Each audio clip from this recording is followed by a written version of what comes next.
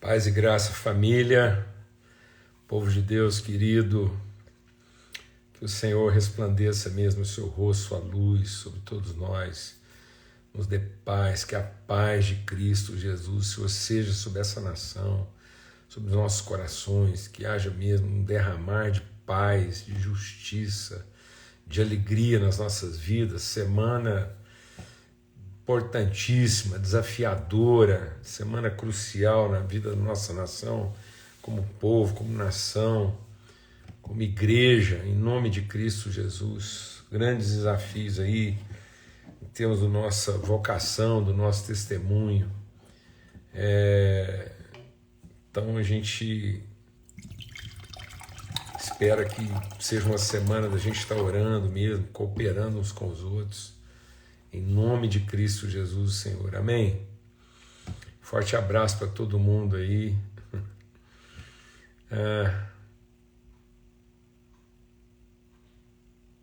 Irmãos, tem alguém publicando aí um pedido de socorro e, infelizmente, às vezes isso desvia a atenção de muita gente, mas a gente já tentou entrar em contato com essas pessoas e, na verdade, isso não caracteriza assim, um pedido genuíno. Eu vou ter que, infelizmente, tirar aqui os comentários para não desviar a atenção, tá bom?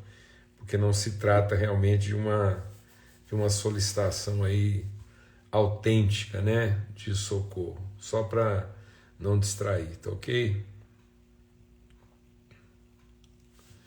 Então, muito bom a gente poder estar juntos aí, caminhar, né, e ter esse momento de mesa, de comunhão, de relacionamento, de fé. Então, em oração, clamarmos uns pelos outros. Eu quero hoje, de novo, levantar um clamor aqui pela vida do Glavan e da Lise, lá em Porto Alegre, casal querido, e a Lise está enfrentando lá um desafio, né, de meningite, e tem que completar um período de internação prolongado, um desafio muito grande para casa, para a família, e a gente quer abençoá-los em oração. Amém? Pai, muito obrigado pelo teu amor, obrigado porque somos uma família, somos o teu povo e podemos repartir virtude, podemos compartilhar fé, podemos ser sim, amém na vida um do outro. Nessa noite nós queremos ser amém, amém de cura, amém de livramento, amém de consolo, de luz, de vigor, amém de alegria, de esperança, de renovo na casa do Glavan e da Lise. Eles têm compartilhado, repartido, espalhado virtude. Senhor, que seja um tempo de colheita, que seja um tempo de consolo, que seja um tempo de virtude, Senhor, na casa deles. Ó Deus, toda a família, o ministério, em nome de Cristo Jesus, o Senhor. Obrigado por todo o tempo de comunhão que temos desfrutado. Obrigado pela semana que começou ontem, com tanta palavra de revelação, instrução, vida, fé, graça, favor, misericórdia. Senhor, nós te bendizemos. E a nossa oração é que, muito especialmente essa semana, todos nós possamos ter em mente tudo que é perfeito, tudo que é justo, tudo que é digno, tudo que tem louvor, tudo que tem virtude, seja isso que ocupe, seja isso, Senhor, que nós como povo, como família de Deus, sejamos ocupados de mente e coração, com tudo aquilo que é virtuoso, que nós possamos vencer todo o mal pela prática do bem, não nos corrompendo naquilo que é nossa vocação, como família de Deus, ó Pai, em nome de Cristo Jesus, o Senhor. Em nome de Cristo Jesus, o Senhor. Amém e amém. Graças a Deus. Graças a Deus. Um grande privilégio, uma alegria também receber testemunho hoje de fé, de milagre na casa do meu irmão aí, Ricardo, Marcinha. Grande alegria, gratidão. A gente sabe dos desafios de todos nós enfrentamos todo dia, a cada tempo, em cada lugar. São desafios diferentes, realidades diferentes, mas nós celebramos, né,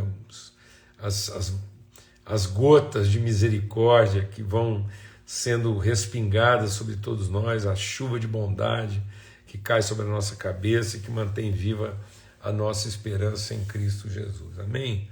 Para que nós possamos enfrentar esse mundo de tribulação, né? Esse mundo é um mundo de tribulação, não é de outra coisa. Irmãos, Deus colocou no meu coração, assim, propôs, né, no nosso coração, nessa semana, assim, com base naquilo que a gente considerou ontem, né? Não foi numa forma assim tão explícita, convencional de princípio, mas é um princípio, né? Orar pela paz de Jerusalém e o que Deus quer, o que vem do coração de Deus a respeito dos nossos governantes, o que Deus quer gerar no nosso coração com quanto responsabilidade na comunidade. E aí, para ser coerente com aquilo que a gente acredita, eu assim tenho firme no meu coração que o maior desafio do Brasil hoje não é propriamente, né, a questão do governo propriamente dito, mas eu creio que o nosso maior desafio é gerar entre nós, eu acho que isso compete à igreja, compete a cada um de nós, e na criação dos filhos, nas conversas, né, nas nossas relações de amizade, é a questão da cidadania. Nós precisamos amadurecer, nós precisamos evoluir mais na nossa consciência cidadã, aquilo que é a responsabilidade de cada um, aquilo que é a responsabilidade nossa como cristão, em apresentar o reino de Deus, independente de qualquer situação, independente de qualquer contingência, né?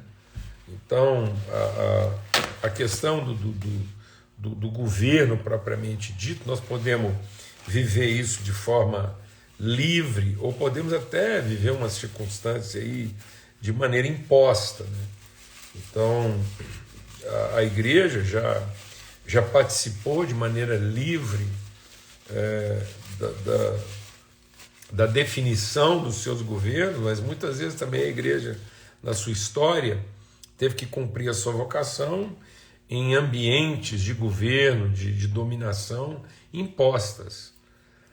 Então, no que compete a nós temos que lutar, nos esforçar, né, pela liberdade, mas acima de tudo nós temos que trazer a consciência de qual é o nosso papel, ainda que a gente viva uma situação de imposição, seja ela de que tendência for, né? Então nós somos contra a tirania, nós resistimos ao império, qualquer que seja a sua forma, né? Qualquer que seja o seu extremo imperialista ou tirânico. Nós somos pelo reino, a manifestação do reino do amor, o reino da luz, o reino da paz. Então é isso que nós representamos. E quanto mais a gente trabalhar isso na mente das pessoas, nossa luta não é contra a carne, nossa luta não é contra sangue, né? Mas nossa luta é contra formas de pensamento. Então nós não podemos transformar nossa luta em pendengas de litígio, de contenda pessoal, né? A palavra de Deus diz que nós não podemos mais considerar ninguém, quem quer que seja, nós não podemos considerar quem quer que seja segundo a carne. Nosso olhar, nossa percepção da pessoa não é segundo a carne. E Paulo diz isso, e aí, não considerando ninguém segundo a carne, nós não tratamos as pessoas atribuindo a elas o seu pecado. Nós não tratamos quem quer que seja a partir do seu pecado, do seu equívoco, da sua ignorância, até mesmo da sua própria rebeldia. A nossa percepção de verdade, o nosso compromisso com a verdade, nossa autoridade como representantes da verdade, e só a verdade vai libertar, e só a verdade liberta. Então, quanto representantes da verdade, nós temos que ter essa serenidade, essa paz, com angústia, com energia, com vigor, mas sem transtorno. Sem transtorno, amado. Com energia, com empenho, com dedicação, com vigor, mas sem transtorno, sem desequilíbrio. E sem sermos instrumentos de condenação de quem quer que seja, mas sermos instrumentos de salvação para quem quer que seja.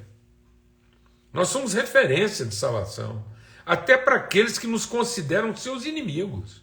Nós somos a salvação deles, e não a sua perdição. Nós não estamos aqui para dizer em que cada pessoa pode ser condenada, mas nós estamos aqui para revelar como cada pessoa pode ser salva. Então nós estamos aqui para falar de salvação e não de condenação. Nós não estamos aqui para reforçar o juízo que pesa sobre cada um, apontando suas faltas, apontando seus erros, apontando suas culpas. Não. Nós não estamos aqui para dizer onde é que as pessoas estão errando. Nós estamos aqui para revelar onde é que elas poderiam acertar. Nós temos aqui uma vocação propositiva e não condenatória. Vou repetir. Nós temos aqui uma vocação propositiva, iluminada, instrumentalizada, orientadora e não condenatória. Então, em nome de Cristo Jesus, Senhor, nós temos que sair desse lugar ressentido, esse lugar ferido, esse lugar vitimizado. E Paulo diz: a ninguém mais conhecemos segundo a carne. Não atribuindo às pessoas suas culpas, mas sendo ministros. Então a igreja, nesse momento, vai aqui um apelo. Por mais que alguém possa julgar isso impossível de acontecer em poucos dias, mas vai aqui o apelo, o empenho, replique isso, convoque, assuma essa responsabilidade, um apelo de reconciliação, um apelo de misericórdia, um apelo de unidade, de equidade. Ainda há tempo de nós, como igreja, nos arrependermos do mau exemplo que a gente está dando nesse processo seletivo, incitando, fomentando a raiva, a contenda, a facção, e não a reconciliação. Ora, se nós que confessamos a Cristo, se nós que somos corpo vivo de Cristo, rachamos Cristo ao meio, Paulo diz: por acaso está Cristo dividido? Então o que sobrou para o mundo, amados? O que sobrou para o mundo? Se nós não temos maturidade, se nós não temos saúde espiritual para tratar das nossas diferenças, para ter conversas difíceis a respeito das nossas convicções, sem levantar acusação, sem fomentar, sem levantar um muro de divisão, o muro que custou a cruz para ser derrubado. A palavra de Deus diz: não levantem por qualquer razão que seja o muro que foi derrubado. Não há judeu nem grego, não há essa facção, essa contenda, esse litígio. Cristo está na sua própria carne reconciliando consigo o mundo.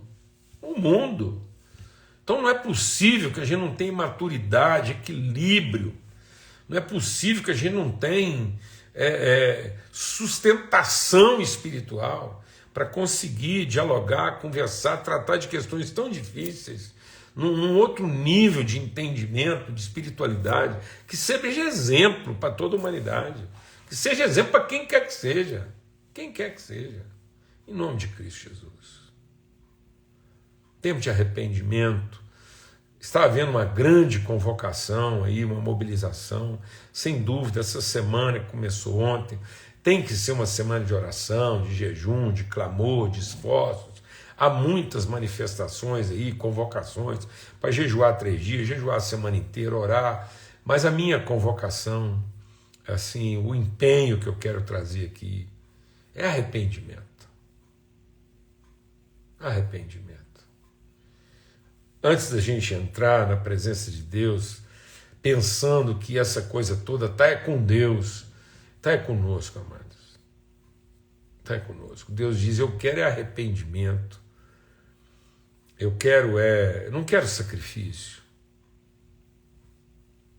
Do que adianta, diz a palavra de Deus, a gente ferir a nossa carne, quebrar o pescoço, como quem está lamentando? De que adianta a gente continuar lendo a palavra, usando a palavra, cantando hinos, fazendo reuniões de oração? O que adianta? Paulo, o profeta Isaías diz isso lá, Deus é Deus falando, vai lá, fala com o meu povo, exorta o meu povo. O que adianta essa quantidade, essa mobilização, esse falatório todo, essa pregação toda, se nós fazemos tudo isso para termos poder uns sobre os outros e não para ter o nosso coração em favor uns dos outros?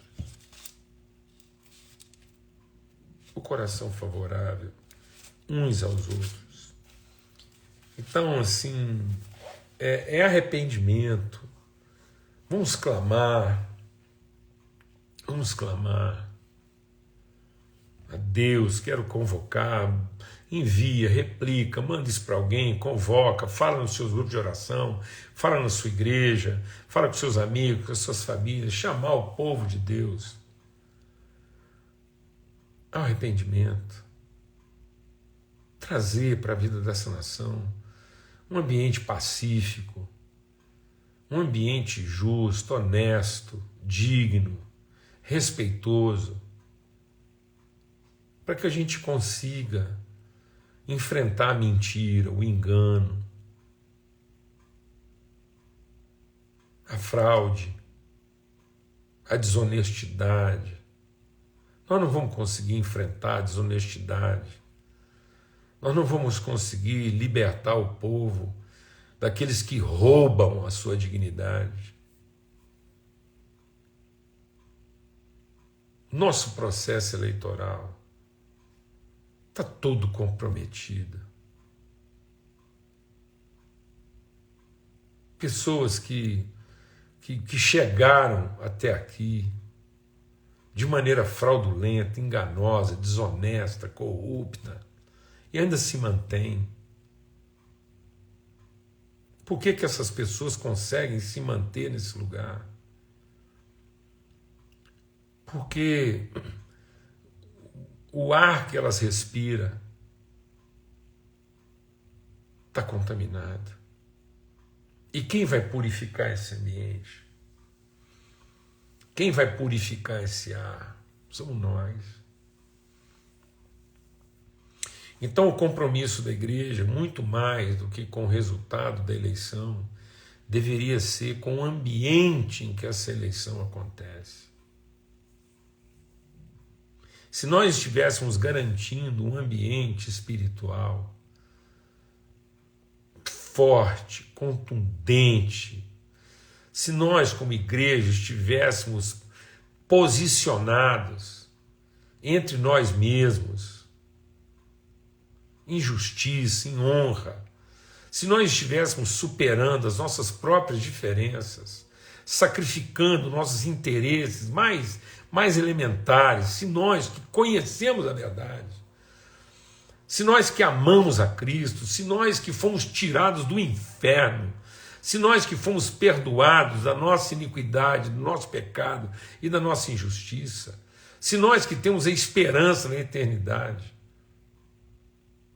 de posse disso, amadurecidos, libertos de toda mediocridade, de toda forma de esquisitice, de infantilidade, e abraçados na causa maior que é a dignidade, a honra, a ética, o respeito na vida dessa nação. Se a gente estivesse conseguindo superar questões menores de liturgia, de rito, de doutrinas, de rotina eclesiástica. Se a gente de fato, como povo, estivesse olhando uns para os outros como verdadeiros irmãos e fazendo um esforço espiritual em favor da unidade, para nos tratarmos com dignidade, agindo da maneira coerente com aquilo que é a nossa vocação. Então eu vou te dizer uma coisa, mano. Não haveria ambiente para vagabundo nenhum postar de gente séria.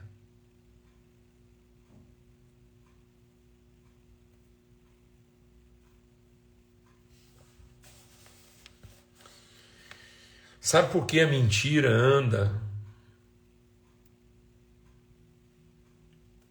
livre pelas ruas e a verdade se envergonha?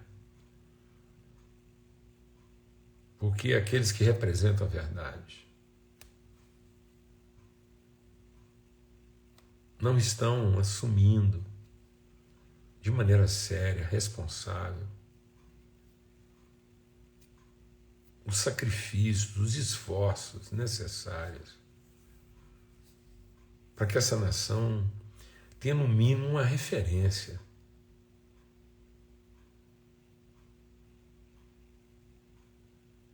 O medo,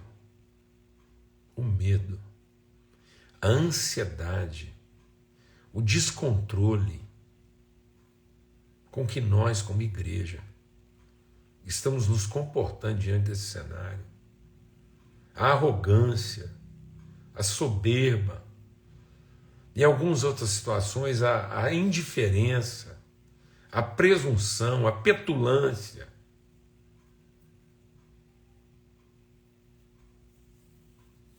com que nós que conhecemos a verdade estamos participando desse processo.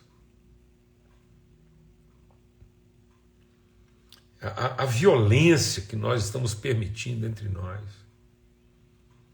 as amarguras, as mentiras. Então, amados, não há esperança.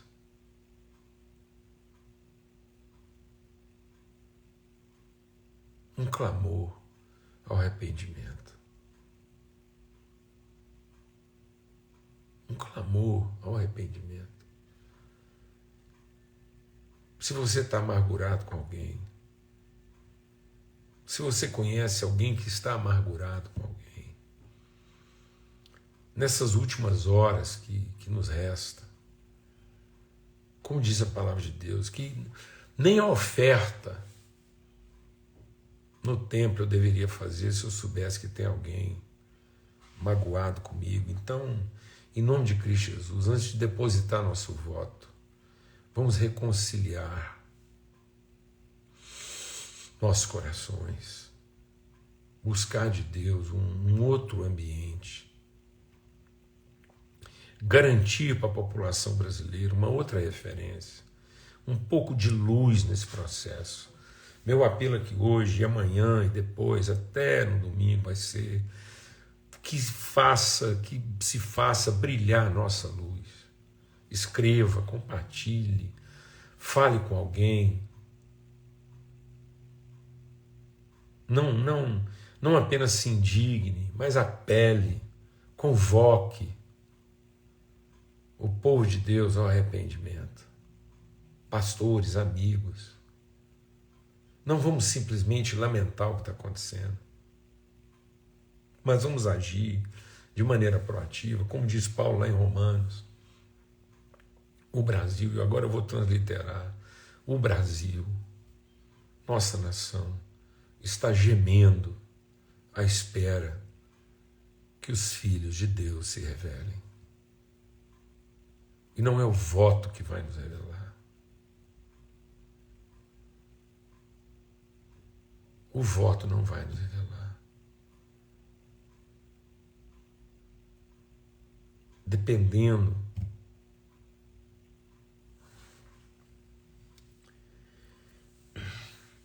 amados, muita gente está preocupada com o resultado da eleição domingo. Eu também estou. Mas não é em saber quem vai ganhar a eleição. É pensar como vai ser o nosso país se nós simplesmente achamos que alguém ganhou e alguém perdeu. Porque nesse momento, exatamente agora, todos estamos perdendo.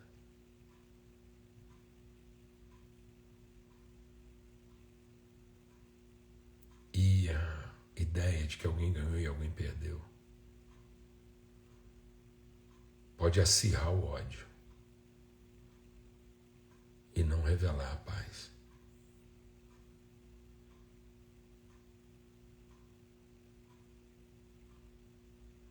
Essa eleição só seria efetivamente bendita se a gente tivesse maturidade, clareza de mente, de coração, para fazer isso em paz, uns com os outros, sem medo, uns dos outros, sem considerarmos uns aos outros inimigos. Mas a gente finalmente conseguisse ser um povo que, quem sabe, pudesse ser exemplo para o mundo. Eu tenho essa esperança, mano. Eu acho que eu vou morrer crendo nisso. Eu vou morrer crendo que a nossa nação pode ser um exemplo para o mundo de amor, de afeto, de respeito, de dignidade, de honra, de paz. Desde os meus 14 anos de idade, eu creio que a igreja desse país, pode ser exemplo para o mundo. E se eu parar de acreditar nisso, mano, se eu parar de crer que nós, como igreja, podemos ser exemplo para esse país, em unidade, em respeito, em maturidade, um povo mais bem resolvido, então era melhor morrer agora. Então, em nome de Cristo Jesus, em nome de Cristo Jesus, meus amigos, meus irmãos, meus amigos, meus irmãos, onde nós fomos parar? Para onde nós fomos levados? Sabe a sensação que eu tenho? É que a sensação que eu tenho é mais ou menos de uma arena na época do Império Romano, em que 2 cristãos eram colocados dentro da arena para um lutar contra o outro.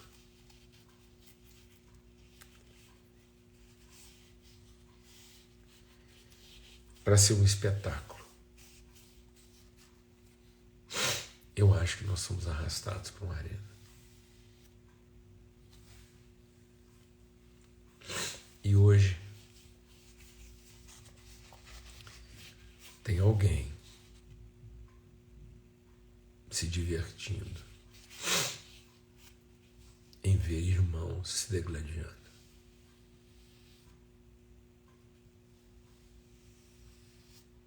Quem sabe até domingo a gente podia frustrar todo mundo. Em vez da gente se matar no meio da arena, a gente se abraçasse.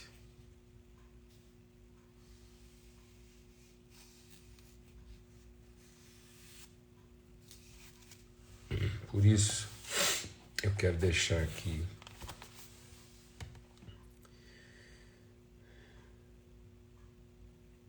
ora, Romanos 14.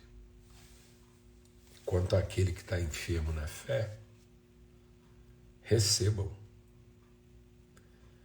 não para contendas sobre dúvidas.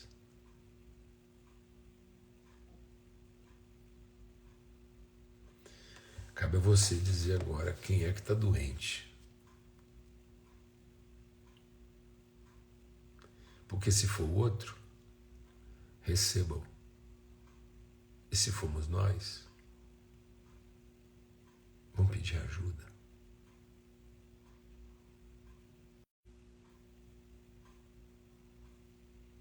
Se você achar que eu estou doente, me receba. Se você se sentir doente, quero te receber. Então que as nossas enfermidades e fragilidades não sejam para a gente tripudiar uns sobre os outros e nos condenarmos uns aos outros, mas que seja a oportunidade de nós testemunharmos como é que nós cuidamos uns dos outros. Em nome de Cristo Jesus, o Senhor. Um forte abraço e até amanhã, se Deus quiser.